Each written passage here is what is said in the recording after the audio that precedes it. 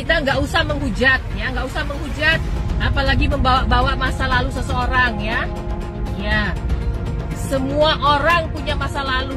Sejahat apapun masa lalu orang itu ya, sejahat apapun masa lalu mereka berhak mempunyai masa depan. Masa lalu Pragemoy, seperti masa lalu Prabowo, masa lalu Prabowo ya. Yaitu sejahat apapun masa lalunya, dia mungkin sudah berubah ya. Mungkin sudah berubah, itu juga atas perintah katanya kan, melakukan atas perintah. Nah, ya itu sudah berubah, yang dulunya itu dia Pragemoy berubah, sudah dulunya muda, gagah ya, cakep, kuat ya, sadis ya. Sekarang berubah, sekarang sudah tua dan gemoy ya. Ya sudah nggak nyambung pula, jadi jangan dihujat ya, yaitu. Nah, pilih pemimpin itu kita sekarang ini yang sehat jasmani dan rohani, yang bisa kunjungan kerja dari Sabang sampai Merauke ya. Selain Ganjar Pranowo dan Mahfud MD pada Jaka Sembung ya. Nih kelakuan para pendukungnya Jokowi yang udah bermutasi jadi pendukungnya Prabowo, kok makin lama makin sotoy ya. Mereka makan narasi yang sama persis, yang intinya itu jangan serang Gibran, jangan serang Prabowo, better fokus naikin Ganjar aja, up aja semua prestasinya Ganjar. Ntar yang mau ngedukung Ganjar pada ilfil loh. Kok bukan urusan lo untuk ngatur cara main kami para pendukung Ganjar. Lo nggak ada hak sama sekali untuk ngatur pergerakan kami. Urusin aja sono jagoan pilihan lu. Ngapain lu ribet ngurusin Ganjar kalau lu sendiri aja ngedukung Prabowo? Kami kan cuma ngingetin, kagak butuh. Kami kan mau yang terbaik buat negara ini. Ya kalau emang gitu, kenapa lu pilih orang yang masuk kategori red flag untuk jadi presiden? Red flag itu berarti orang yang berbahaya dan better dijauhin. Kenapa malah lu deketin? Kenapa kita harus adu gagasan antar capres kalau pas ditanyain apa prestasi Prabowo selama menjabat sebagai Menteri Pertahanan, selain belanja barang bekas aja nggak ada yang bisa jawab. Lagian kami disuruh diem, tapi ditampol mulu. Kok enak bener lo? Dulu waktu zaman Pilpres 2014-2019 juga sama. Narasinya kayak gitu juga. Kami habis-habisan dan hasilnya nyungkan tuh Prabowo selama 2 kali Pilpres. Jadi gak usah sok-sokan ngatur. Paham? Apa lo? Kiraan saya dari kacamata intelijen, itu strateginya saya lihat mungkin strategi sasarannya 1 putaran. Jadi kalau menurut perkiraan intelijen ini hari, dan kalau tidak ada perubahan yang signifikan, Prabowo, Gibran akan menang. Ini semua yang nanti siap menampung masa atau pemilihnya Anies Baswedan 2 putaran. Dengan asumsi Anies Baswedan kalah, sehingga 2 putaran mereka akan masuk semua ke sini. Tidak mungkin ke Gama.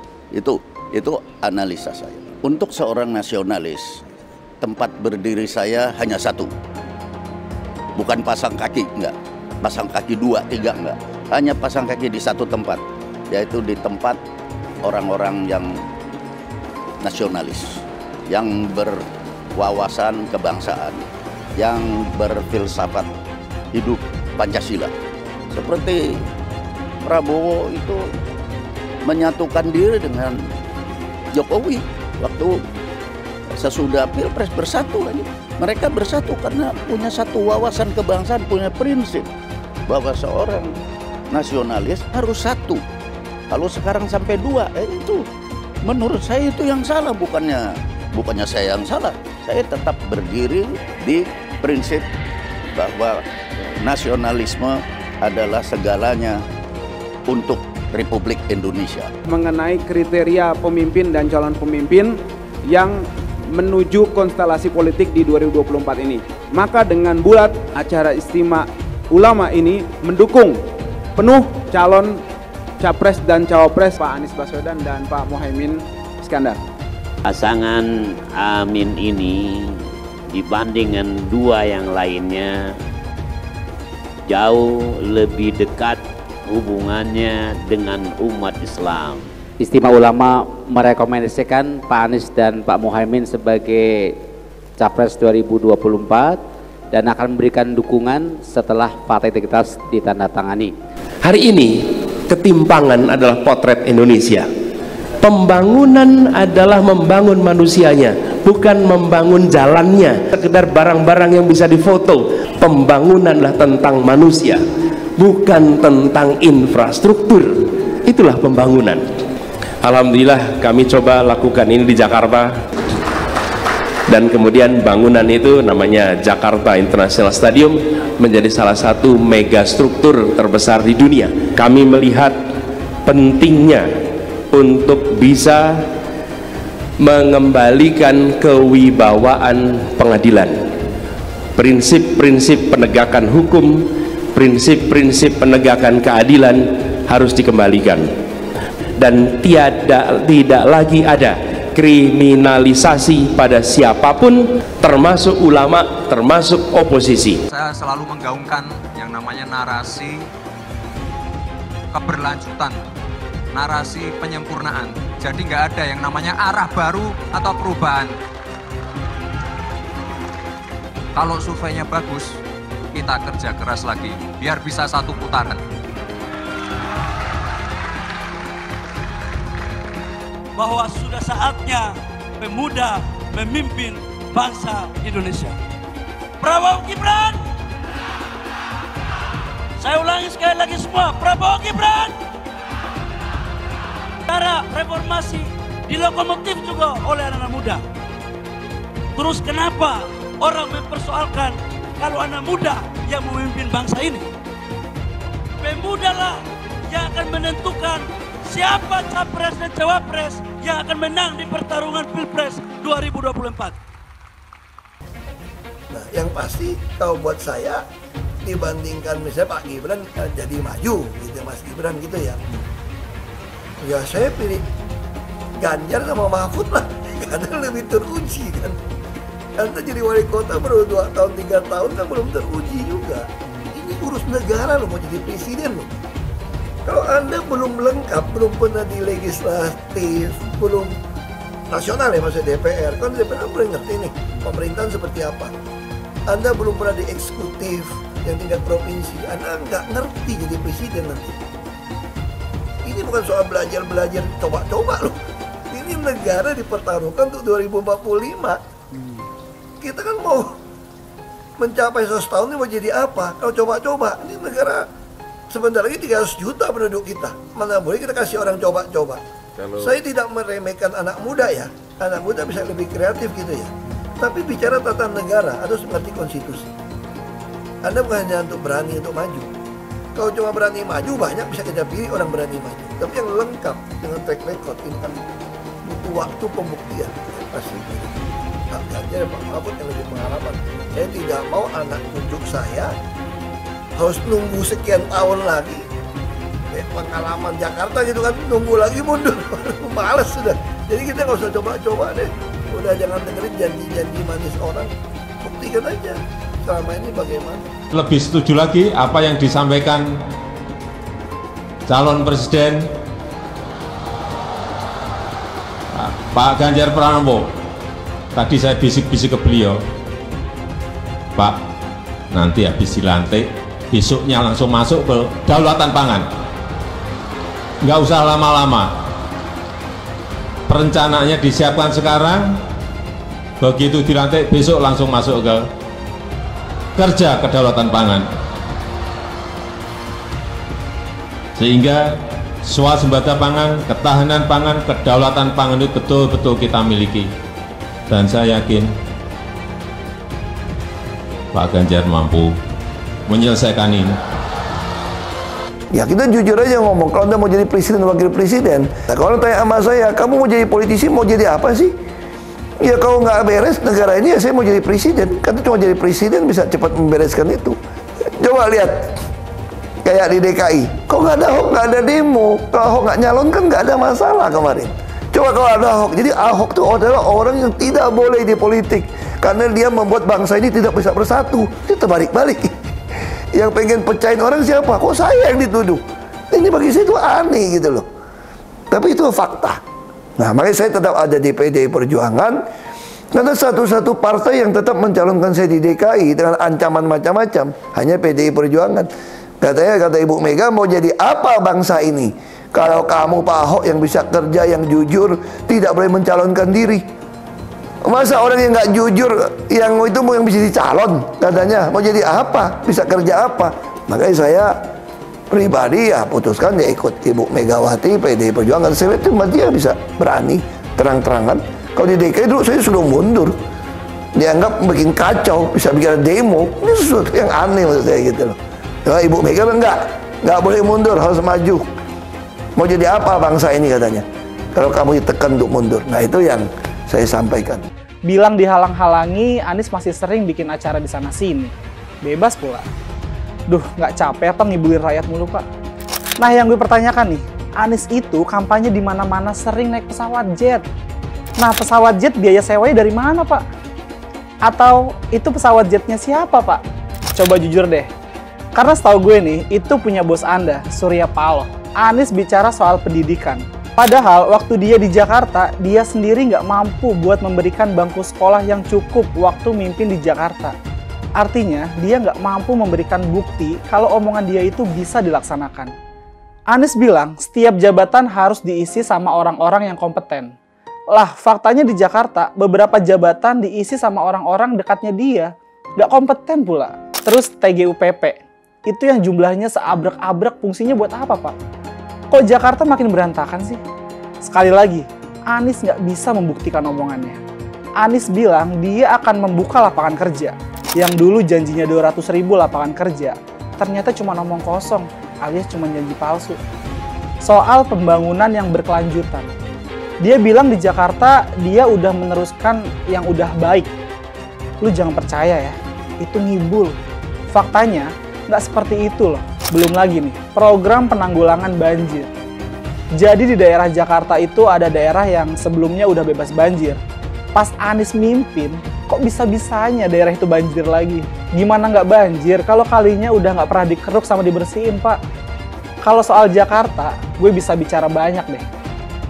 Jadi gue saksi bobroknya kepemimpinan Anies di Jakarta.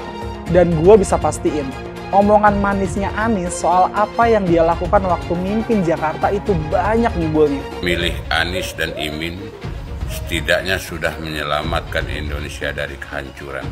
Gus Dur saja dikudetanya, apalagi rakyat. Yang satu memang jago kata-kata, jago beretorika, nggak kelawan kalau soal kata-kata. Di sisi lain, kita sama-sama melihat yang sudah ditulis pakai tangan dia sendiri, pakai hati dia sendiri, lagi dia ingkari, apalagi hanya mengandalkan kata-kata dan janji. Pun demikian dengan janji Cak Ponimin. Gus Muhaimin memberikan program, siapapun yang hamil yang ada di muka bumi Indonesia ini akan diberikan tunjangan selama hamil. Karena itu yang masih jomblo secepatnya nikah, hamil, dibiayai kehamilannya oleh Gus Muhaimin. Akan mendapatkan subsidi, akan mendapatkan tunjangan rata-rata 6 juta selama kehamilan. Gus Muhaimin dan PKB menang. Semua yang punya sepeda motor, BBM-nya kita subsidi gratis tanpa biaya. Siapa yang di sini punya sepeda motor? Tahun 2024 PKB menang, Gus Muhaimin presiden, disubsidi serendah-rendahnya harga subsidi BBM. Kalau PKB sekarang bukan PKB Gus Dur, ini PKB Caimin. Jadi beda, PKB-nya sudah beda. Jadi nggak bisa lagi menurut saya, memang masih tetap jualan nama Gus Dur, itu ada larangannya jelas sekali. Tapi ya namanya orang masih mencuri-curi, kebiasaan kayaknya mencuri-curi. Mencuri partai, sekarang mencuri gambar. Gus Dur pendiri partai, orang yang dikatakan oleh Caimin sebagai guru politiknya, malah dikudeta, apalagi rakyat. Susah kan mau milih pemimpin seperti itu nanti? Pak Prabowo hari ini adalah calon presiden dari Partai Gerindra. Saya sampaikan berkali-kali bahwa saya tidak ingin menjegal, saya tidak mau menjadi orang yang dibawa untuk berhadapan dengan Pak Prabowo dan menghentikan Pak Prabowo. Saya tidak mau. Dan saya katakan itu kepada siapapun yang datang kepada saya untuk berbicara tentang calon presiden. Yang nanti anak saya dan anak-anak saya akan ingat itu. Nah, saya tidak mau mengkhianati, menikam pada orang yang dulu sudah bekerja, membantu, dan berjuang bersama. Bapak Politik Identitas Indonesia Anies Baswedan, Bapak Intoleransi Indonesia Anies Baswedan, jangan lupakan, jangan terlena, jangan sampai dia pecahkan kita dengan dagangan ayat dan mayatnya. Air itu turun dari langit, turunnya ke atap rumah langsung sumur bor, bukan ke sungai dan ke laut. Saya mensyukuri kenapa kalah, kenapa ditahan. Saya bersyukur atas itu semua. Saya coba bayangkan ya, kalau seandainya waktu itu kita menang gitu ya, hari ini belum tentu kita bisa nikmati seperti ini. Kita bersyukur 5 tahun Tuhan izinkan kasih ke orang yang pintar ngomong untuk kerja. Coba kalau kita bayangkan gitu ya, kalau kemarin saya masih jadi gubernur, ini saya udah turun ini. Tapi yang pintar ngomong itu dikira orang hebat kan? Ini lebih berbahaya tahun 2024, langsung ketahuan karakternya. Langsung ketahuan itu. Di saya juga ada kutipan Pak di kamar saya Pak. Tulisannya, Jakarta telah mengambil keputusan yang fatal. Jangan hanya konsentrasi pada pembangunan benda-benda mati yang indah difoto dan bisa ditunjukkan dalam 5 tahun hasilnya. Kalau kita mau menilai sebuah janji, maka lihat janjinya atau lihat kenyataannya. Dulu janjinya apa ya? Dan ini aneh, betul-betul aneh. Ini bukan kampanye, tapi saya sampaikan sini. Di satu sisi menyiapkan jalur-jalur air untuk dikirim ke laut, di sisi lain di lautnya dipasang dengan pulau reklamasi. Tinggal tunggu waktu jadi rob, air balik. Dan ini melawan sunatullah. Kenapa? Air itu turun dari langit ke bumi, bukan ke laut. Harusnya dimasukkan ke dalam bumi, masukkan tanah.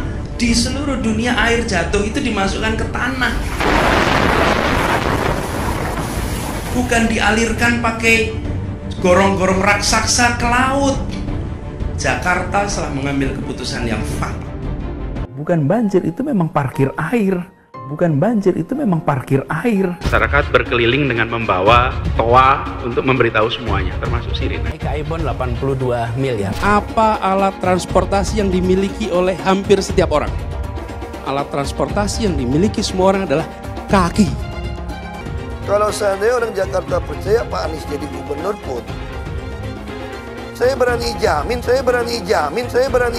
kok dia akan lakukan normalisasi yang sama seperti saya lakukan kok. Nggak usah bohong lah. Jadi ketika air sampai di muara, maka siap untuk dipompa ke laut. Pancasila Soekarno, ketuhanan ada di pantai. Anak Tuhan dari mana? Kalau Yesus anak Tuhan, bidangnya siapa? Besok di seluruh wilayah Indonesia kami katakan damai. Iblis hanya menggoda orang yang beriman. Makanya jarang-jarang orang kafir kerasukan setan. Yang kerasukan setan itu orang baik-baik. Jarang, saya belum pernah nengok Cina kerasukan setan. Pernah tak Ahok itu kerasukan setan? Enggak, setannya juga. Karena sesama setan dilarang saling menggoda. Karena di salib itu ada jin kafir. Karena di salib itu ada jin kafir. Karena di salib itu ada jin kafir. Haleluya. Kepalanya ke kiri apa ke kanan? Kepalanya ke kiri apa ke kanan? Tetap percaya salib itu lambang mulia, bukan jin. Kok ketawa? Aku nggak nyindir siapa-siapa loh. Saya nggak pernah mundur untuk kebenaran, keadilan, kejujuran. Dan peri kemanusiaan, gue nggak pernah mundur. Dan gue nggak pernah takut juga sama lu. Siapapun yang rasis, gue akan hadapin. Karena rasis itu tidak berperi kemanusiaan. Sama saya ditanya dulu kan, kamu nyesel nggak statement kamu di Pulau Seribu sehingga masih masuk penjara? Tidak pernah nyesel, karena saya mengatakan kebenaran. Anies merupakan antitesis daripada Pak Jokowi. Antitesis artinya bertolak belakang dengan Jokowi. Anies sudah menyatakan tidak akan melanjutkan semua program dari Pak Jokowi. Jadi semua pembangunan yang dilakukan oleh Pak Jokowi akan dihentikan oleh Anies jika Anies menjadi presiden. Lagi pula Anies didukung oleh khilafah dan pendukung Anies adalah ormas seperti FPI dan HTI. Apa kita mau FPI dan HTI kembali di Indonesia jika Anies memimpin? Anies juga dikenal sebagai bapak politik identitas yang menghalalkan segala cara untuk menggapai kekuasaannya, termasuk menggunakan politik identitas berbasis agama. Lihatlah di kasus Ahok waktu itu. Kita sudah bisa melihat hasil kerja Anies selama 5 tahun di Jakarta. Tidak ada satupun janji yang dipenuhi dan tidak ada kinerja yang bisa dibanggakan. Dari DP 0%, OKOC, kelebihan bayar, Formula E, banjir, sumber resapan, jalan rusak, dan gonta-ganti nama jalan. Lihatlah rekam jejak Anies selama 5 tahun. Bayangkan Indonesia ke depan jika dipimpin oleh Anies. Dan bayangkan jika Anies menang. HTI dan FPI, ormas khilafah yang dibubarkan itu akan dikembalikan oleh Anies. Apakah kita mau Pancasila diganti jadi khilafah? Perkataan Ahok sudah terbukti dan Jakarta sudah menjadi korban. Jangan biarkan Indonesia menjadi korban kibulan Anies Baswedan. Umat minoritas, terutama kaum Tionghoa, tidak akan memilih Anies Baswedan. Indonesia Arena di GBK rame banget. Ribuan orang lalu lalang di sana. Katanya sih ada kumpul-kumpul 20.000 orang. Gerombolan itu adalah para perangkat desa dari hampir seluruh provinsi. Mereka tergabung dalam kumpulan bernama Desa Bersatu. Ini mereka malah deklarasi dukungan ke Prabowo dan Gibran. Emang perangkat desa boleh selatah itu melakukan deklarasi? Wajarnya para pemimpin desa se-Indonesia kumpul-kumpul itu untuk merancang masa depan desa. Harusnya kan bikin kongres, rapat kerja, atau hal-hal yang penting. Kita harus tegas berpijak ke Undang-Undang Nomor 7 Tahun 2017 sampai Undang-Undang Nomor 6 Tahun 2014. Di sana jelas hukumnya bahwa perangkat desa dan aparatur sipil negara harus netral. Jelas nggak boleh kampanye dan menguntungkan salah satu paslon. Ini seperti lagu lama yang dinyanyikan lagi.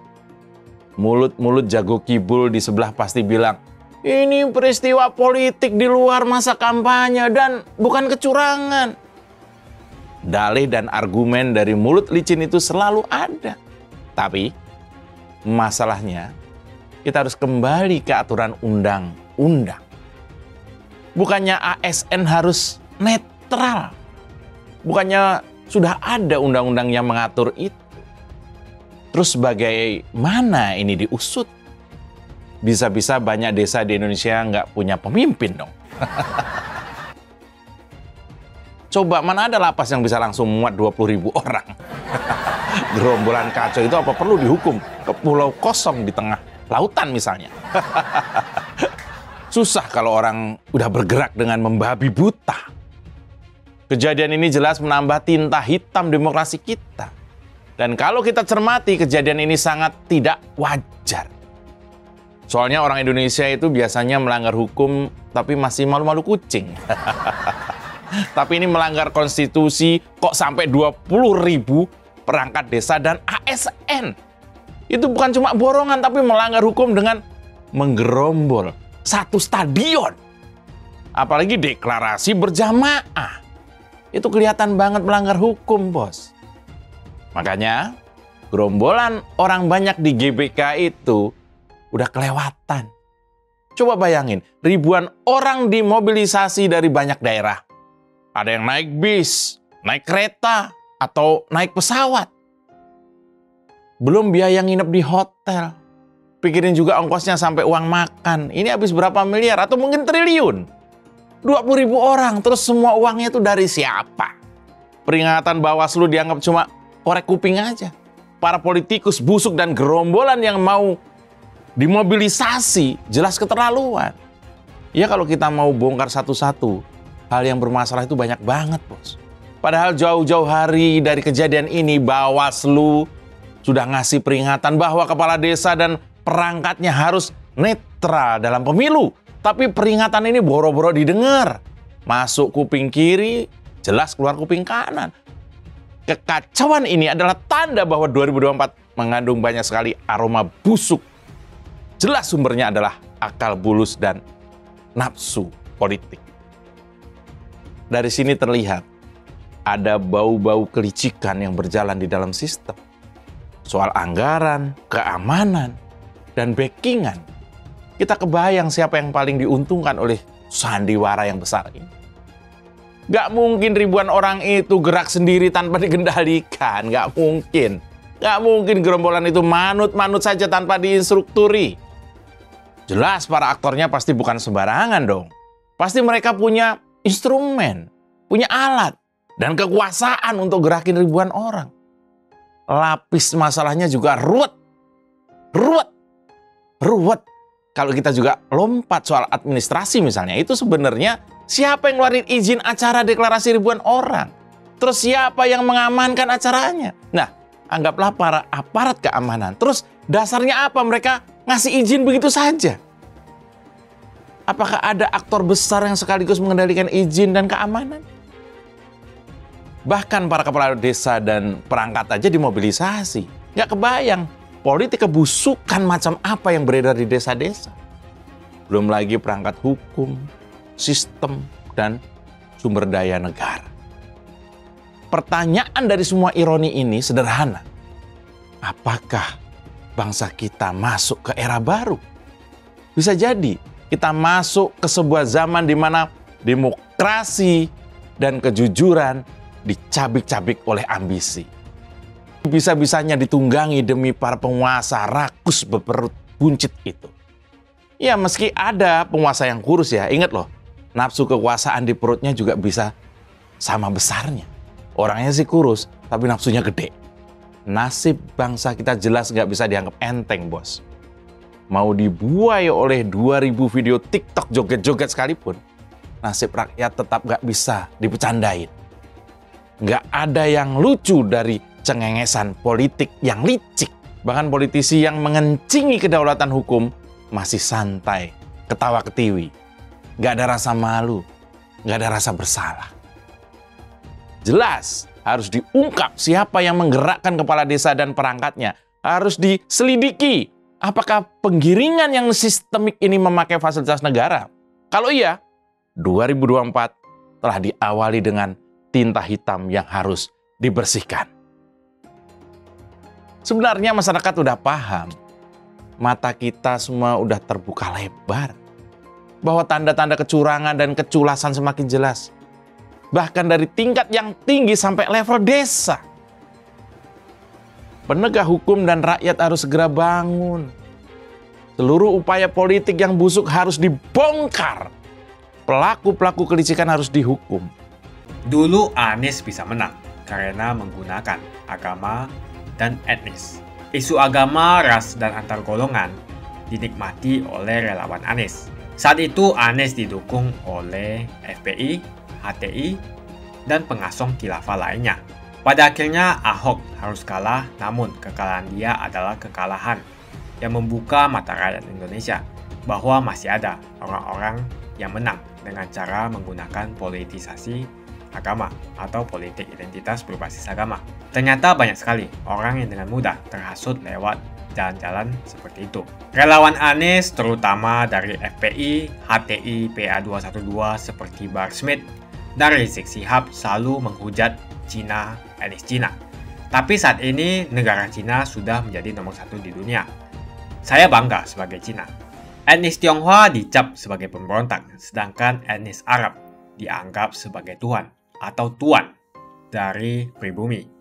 Etnis Arab dipuja-puja dan dianggap sebagai dewa. Lihat saja Rizik Syihab dan Bahar Smith dipuja-puja, padahal mereka mengujar kebencian. Pengasong khilafah seperti Rizik Syihab, Bahar Smith, dan teman-teman, mereka hanya buat gaduh di Indonesia. Sedangkan negara yang mereka sanjung-sanjung itu, Arab Yaman, masih belum maju dan masih terbelakang. Saya percaya Indonesia dengan mayoritas pribumi juga akan menjadi negara maju. Seharusnya Arab Yaman belajar dari negeri Cina. Seperti kata kitab suci, belajarlah sampai ke negeri Cina. Anies dan juga pendukung Anies seperti Rizik Syihab, Bahar Smith, dan kelompok-kelompok HTI dan FPI harus belajar ke negeri Cina supaya tidak lagi melakukan kelebihan bayar. Yang jelas saya memilih pribumi, bukan yang dari Yaman. Ganjar jelas pribumi, nasionalis, dan pasti akan melanjutkan visi dan misi dari Pak Jokowi. Suara Ahok merepresentasi warga minoritas, dan etnis Tionghoa mendukung Ganjar Pranowo. Ahok pasti akan mendukung Ganjar, karena Ahok anti radikalisme.